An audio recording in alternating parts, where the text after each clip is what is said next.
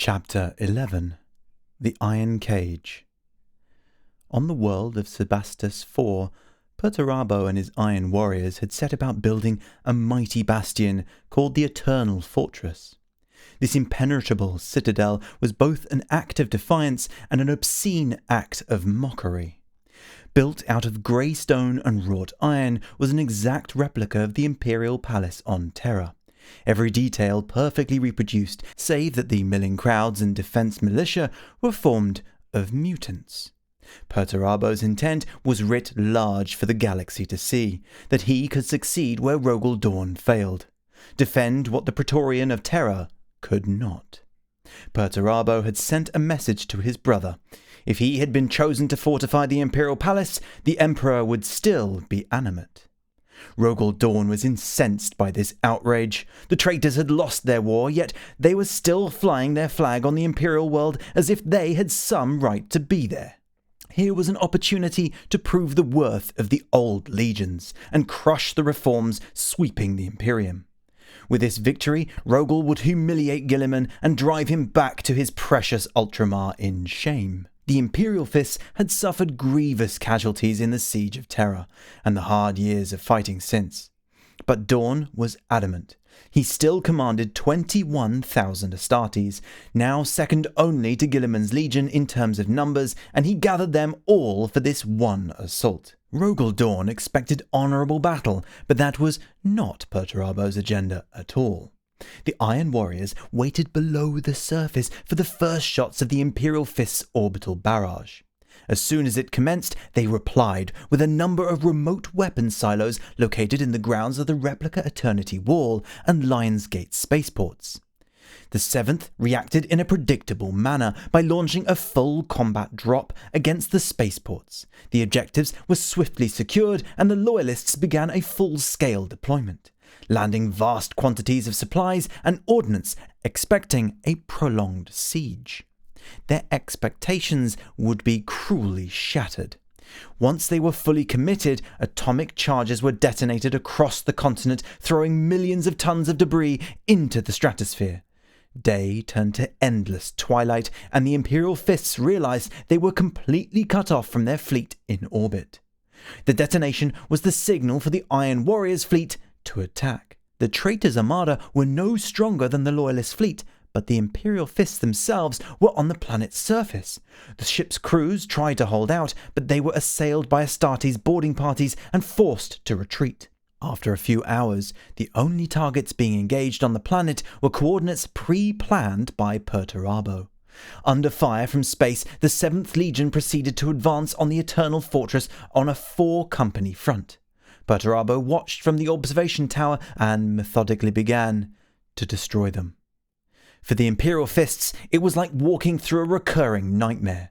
The Eternal Fortress was a perfect replica of the Imperial Palace, as familiar to them as their own armour. Every detail was exact, every gun and gate in the exact alignment as it had been in the Siege of Terra. Most of the Astartes had been present for the culmination of the heresy and were horrified to be reliving it. Except now, they were the attackers, and the traitors the defenders. Across the length and breadth of the Eternal Fortress, battle was joined.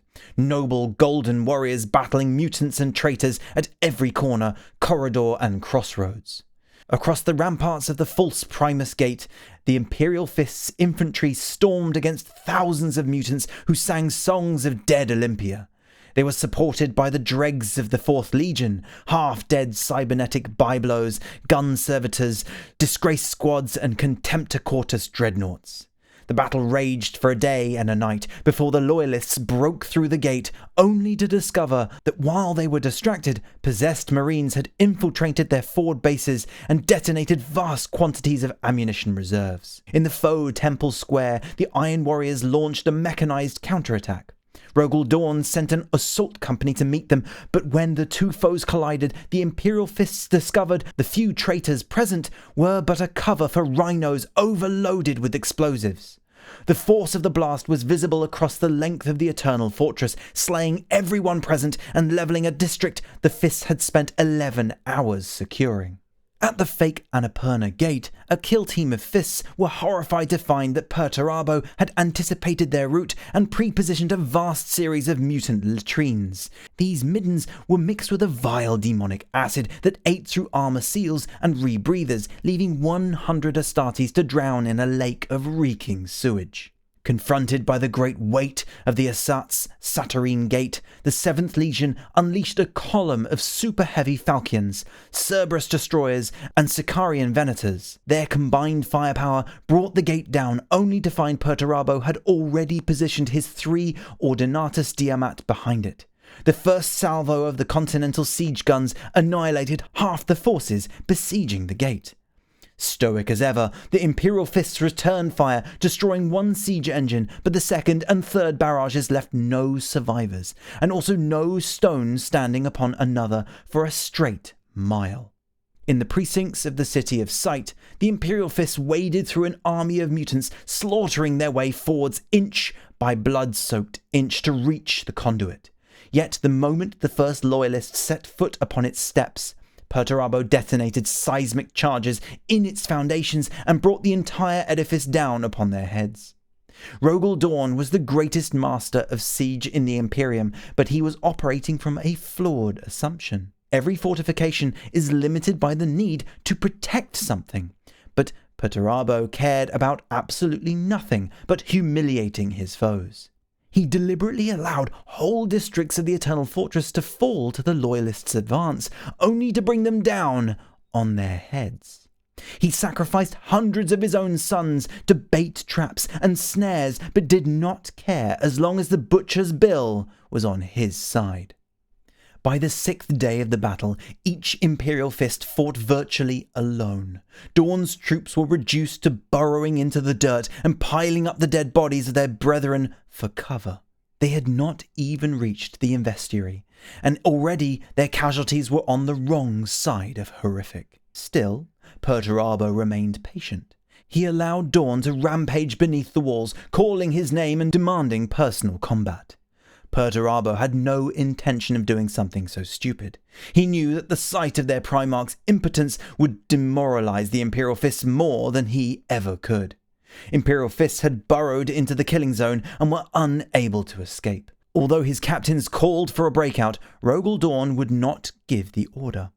He refused to concede that victory was beyond them, that Perturabo had outmaneuvered him. He would die before admitting that the doctrines that had served him so well through the Crusade and the heresy had been found wanting. Above all, he could not admit that he had made a mistake, that Guilliman had been right and he wrong. Unable to abandon their Primarch, the Imperial Fists prepared to die with him. Chapter 12. Besieged. In the shadow of a great wall, Imperial Fist rested, leaning back to catch a moment of rest in an eternity of carnage. He was a grizzled veteran with armor so heavily battered, the gold of the 7th Legion was barely visible. His bolter was gone, lost days ago. Now he had only a short blade and a bolt pistol with one single clip left. He bore a sergeant's markings, and across his pauldron was carved the name, Gordian. Gordian stood there wheezing, even his transhuman biology stretched by weeks of constant fighting, looking up at the wall he was leaning against. It was a perfect recreation of Daylight Wall, his own assigned defense cordon, and he felt lost in some waking nightmare to be here trying to breach it. This was a favoured spot by novices, a place where they could duck out of their trainer's sight for a moment to carve their initials on the wall. The facsimile was so perfect, even the carvings were present, and Gordian could swear his own initials were swimming before his visor. Lost in his trance, he wondered at the sheer detail that had gone into it. Was it pure obsession that drove such meticulous workmanship, or had darker powers been involved? He looked down at his battered plate, a suit of Mark II Crusade armor. It lacked the brutality of the iron pattern, the sophistication of Maximus plate, or the versatility of the Corvus armor, but he would never be parted from it. For 15 decades it had served him faithfully, and he had often boasted that he would be dead before he gave it up. He wished he knew how right he had been about that. Over to his left he saw an Imperial fist beset by a dozen mutants, fending them off with nothing but a blunted combat blade. It was Novak, the youngest member of his squad, with a face too young to shave and armor that still gleamed. Well, it had before they were caught in this death trap. Gordian, entranced by Novak's graceful movements as he whirled and spun, his blade flashing as it stabbed and sliced mutant flesh. He had taken his helmet off, exposing his cropped blonde locks and sculpted features, which were an artist's vision of perfection. There had been rumours of loyalist splinters from the traitor legions being assimilated, but it was only after he met Novak that Gordian could bring himself to believe that some might have slipped in unnoticed. So tired was Gordian that it took him almost 2 whole seconds to realise he should intervene, an unforgivable lapse in any condition. He shook off his introspection and stepped forward to engage, but he was to pay dearly for this moment of distraction. From nowhere, a blast of ravening energy caught him full in the chest, the sheer heat boring through his chestplate like a drill and burning his flesh beneath. The force of the blast threw him back hard into the daylight wall and smashed free stonework that fell upon him as a hail of rocks, denting and chipping his armour. He lay broken on the ground, his right arm buried under a pile of loose debris, his left arm flung out, and he realised the impact had flung his bolt pistol just out of reach. Gordian lay staring at the ash-grey sky as his helm flashed constant warnings of armour damage before his eyes. He could not catch his breath, and he could feel something moving in his chest where nothing should be. His body burned hot as his superhuman physiology tried to piece him back together, but it would take precious minutes to do so. Time Gordian knew he did not have. He reached out his left hand, fingers straining to clasp the grip of the bolt pistol, but a massive ironclad boot slammed down, pinning his arm to the ground. He looked up and saw a Chaos Marine looming over him, blotting out the twilight sky, a steaming Volkite charger gripped in his gauntlets. Gordian's autosenses fed him streams of nonsense data as it tried to identify weak points on the traitor's plate, confused by the medley of armour marks and twisted organic blooms. Worst of all was the Chaos Marine's face, exposed to the wind and dust, hideously bloated and weeping sores with nubs of nascent horns running along the left side. His grin was wide, showing blackened teeth, and he did not even attempt to hide his enjoyment at this situation. "Look here. One of the high and mighty Imperial fists rolling around in the dirt with worms," laughed the Iron Warrior. "How the mighty have fallen." "Traitor!" gurgled Gordian as he tried to reach for his pistol, but the Iron Warrior only drove his boot down harder, cracking the ceramite gauntlet. "It is always the same with you arrogant scum," snarled the Iron Warrior. "Letting others do the dirty work, and then coming in to steal all the glory. Thinking yourself so proud and honourable. Well now, I, Carcane, am the one standing tall, and your legion is the one dying in the mud." Gordian grasped the breath and hissed, "You betrayed us. You betrayed the Emperor." "He betrayed us," roared Carcane. "He used us and then cast us aside. Did you never stop to think what he intended to do with us after our usefulness ended? We would have been discarded, bereft, everything we won given over to petty mortals." "You lie," wheezed Gordian. The Iron Warrior sneered. "Enough of this. When you reach hell, tell them it was Carcane who had the glory of killing you." "That is where your kind always goes wrong," Gordian wheezed as a drop of blood gathered at the corner of his mouth. "War is not about glory, or honour, or even pride." "Really?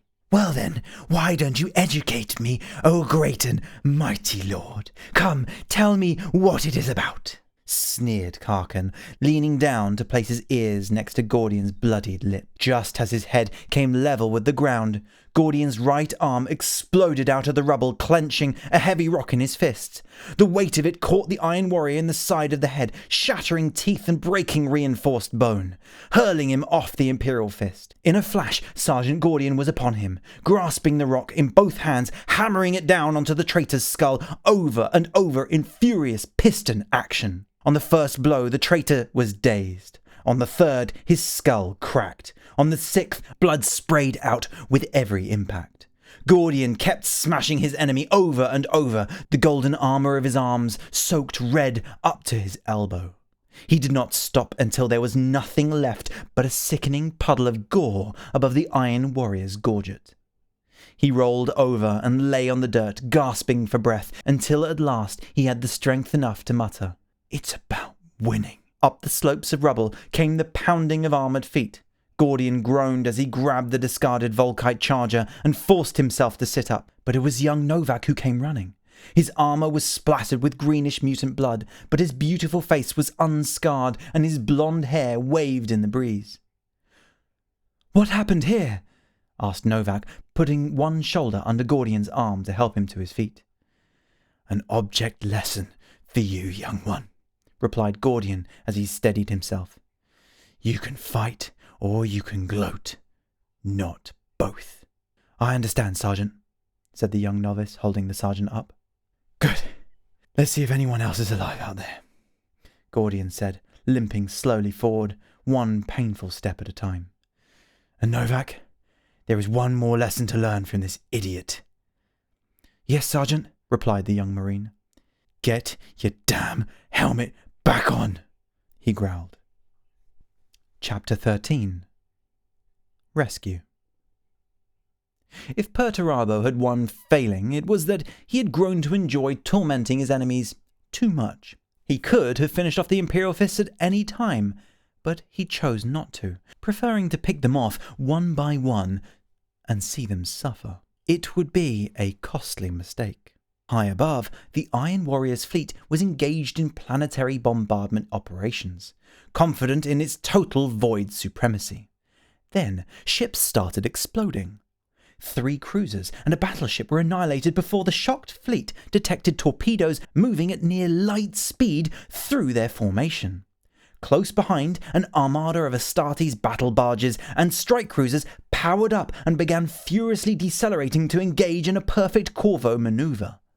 Their hulls were an eclectic mix of Macragge blue, along the unknown heraldry of silver, green, yellow, white, black, red, purple, and gold.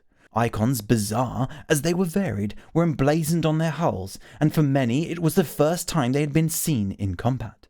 Lord Gilliman had come to the rescue and brought the second founding chapters with him. Swarms of boarding torpedoes and Cestus assault rams hurled the Nova Marines directly at the bows of the enemy fleet. They seized gun decks and command bridges, turning their own weapons back upon the traitors, shattering their formation. Into the gap drove the mighty battle barges, unleashing broadside after broadside at point-blank range. At their head, Macragge's honour swung along the iron blood, beginning a duel that would become a legend in naval annals. Seizing the moment, the Successor's strike cruisers dared the gauntlet of fire to swing into low orbit and begin disgorging waves of Astartes straight into battle. Hard on their heels, the Astartes of the Eagle Warriors flew interdiction sorties in their Thunderhawks and Stormbirds, keeping the Chaos Marines' attack squadrons at bay. The first wave consisted of the entire praetors of the Orthus chapter in a Codex perfect drop pod assault upon the Eternal Fortress anti-air batteries. Braving a blizzard of flak and missile contrails, the Astartes plummeted into battle as pods exploded all around. Though they took heavy casualties before the First Brother even set foot on the ground, their subsequent charge silenced the guns, allowing massive waves of dropships and Tetrarch heavy landers to descend unopposed. Through the dust and soot-laden atmosphere, the dropships dived hard, their engines clogging and choking on debris and stratosphere. Ancient and precious Stormbirds and Tetrarch landers that had served since the dawn of the Unification Wars were burning out in the reckless rush, but the Successors cared not. Brothers were dying, and nothing would stand before them. If a dropship could survive even 1 or 2 runs back to orbit, they were pressed into service, and damn the consequences. The patriarchs of the Ulixis hit Lionsgate spaceport hard and dug in, keeping tens of thousands of mutants at bay while the other chapters advanced. At Eternity Wars spaceport, the Sons of Aura were confronted by Iron Warrior breacher squads. They jumped from their dropships into knife fight range and proudly demonstrated their superiority with a blade.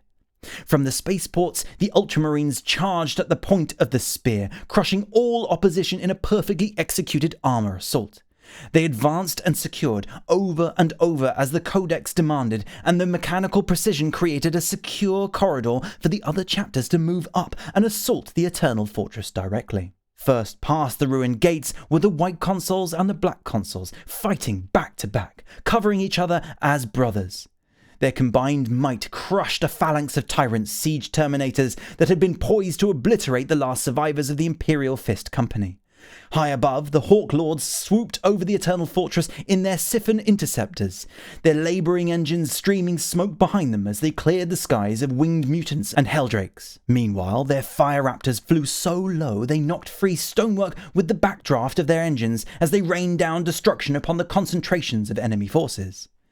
With the skies secured, the Doom Eagles dived from on high with wings of fire blazing from their jump packs. They fell upon the Temple Square, where the Iron Warriors' prized assault companies were unleashing a dire wrath upon the scattered remnants of the Imperial Fists. The traitors fought back hard, but each Doom Eagle had accepted his own death and fought with a desperate fury of men expecting to die. The Iron Warriors had not anticipated such frenzy from the children of Guilliman, and despite overwhelming numbers, were driven back into the ruins. At the centre of the battle, the Iron Warriors faced the Ultramarines themselves in a nightmare of grinding, stabbing bloodshed. Despite all their valour, the Ultramarines were desperately outnumbered and were swiftly surrounded on all sides.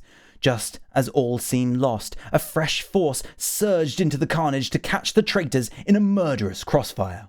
It was the Genesis chapter, and they had sworn that they would always stand by their progenitors in their hour of need.